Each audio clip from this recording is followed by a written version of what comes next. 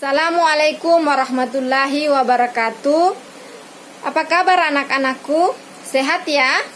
Baik, hari ini kita berjumpa lagi dalam pembelajaran bahasa Indonesia. Nah, kompetensi yang akan kita bahas hari ini yaitu menelaah struktur teks eksplanasi yang dibaca ataupun yang didengar. Nah, sedangkan tujuan pembelajaran kita pada hari ini yang pertama, peserta didik mampu menelaah struktur teks eksplanasi, dan yang kedua yaitu peserta didik mampu menelaah unsur kebahasaan teks eksplanasi. Mari kita bahas bersama apa itu teks eksplanasi. Nah, pernahkah kalian mendengar atau membaca fenomena alam seperti banjir, tanah longsor, tsunami, atau bahkan pelangi?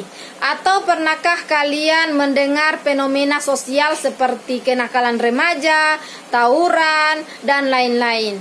Atau pernahkah kalian mendengar fenomena budaya seperti wayang, seni tari, dan lain sebagainya? Nah, itu merupakan contoh teks eksplanasi. Lalu, apa sebenarnya pengertian dari teks eksplanasi? Nah, teks eksplanasi merupakan teks yang berisi penjelasan atas sebuah kejadian atau fenomena yang berkaitan dengan alam, sosial, dan budaya. Baik, kemudian bagaimana kita membedakan teks eksplanasi dengan teks yang lain? Yaitu dengan ciri-ciri. Jadi teks eksplanasi ini memiliki 3 ciri utama. Yang pertama, strukturnya terdiri atas pernyataan umum, deretan penjelas, dan interpretasi. Ciri yang kedua, informasi yang termuat atau yang dimuat dalam teks eksplanasi itu bersifat fakta, bukan hoax ya. Dan yang ketiga adalah sifatnya informasi, serta tidak berusaha mempengaruhi pembaca untuk bisa percaya terhadap hal yang dibahas. Itulah ciri-ciri dari teks eksplanasi. Nah, selanjutnya kita lanjut pada struktur teks eksplanasi. Yang seperti apa itu struktur teks eksplanasi? Jadi struktur teks eksplanasi itu terdiri atas 3, ya.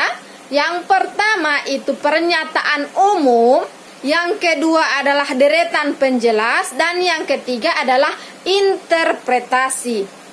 Nah, pernyataan umum ini seperti apa? Nah, dalam pernyataan umum ini berisi tentang topik yang akan dijelaskan pada proses terjadinya atau proses keberadaannya. Sedangkan dalam deretan penjelas berisi mengenai detail penjelasan proses terjadinya yang disajikan secara urut, bertahap dari awal hingga akhir. Nah, dalam deretan penjelas ini juga merincikan sebab dan akibat dari sebuah fenomena yang terjadi. Dan yang terakhir adalah interpretasi. Interpretasi ini berisi tentang simpulan, ya. Selanjutnya, kaidah kebahasaan teks eksplanasi. Jadi kaidah kebahasaan teks eksplanasi itu yang pertama menggunakan konjungsi kausalitas. Contohnya sebab, karena, oleh sebab itu, oleh karena itu, dan sehingga. Kemudian kebahasaan yang kedua yaitu dalam teks eksplanasi ini selalu menggunakan konjungsi kronologi atau yang berhubungan dengan waktu. Contohnya kemudian, lalu, setelah itu, pada akhirnya. Itu ciri kebahasaan yang kedua.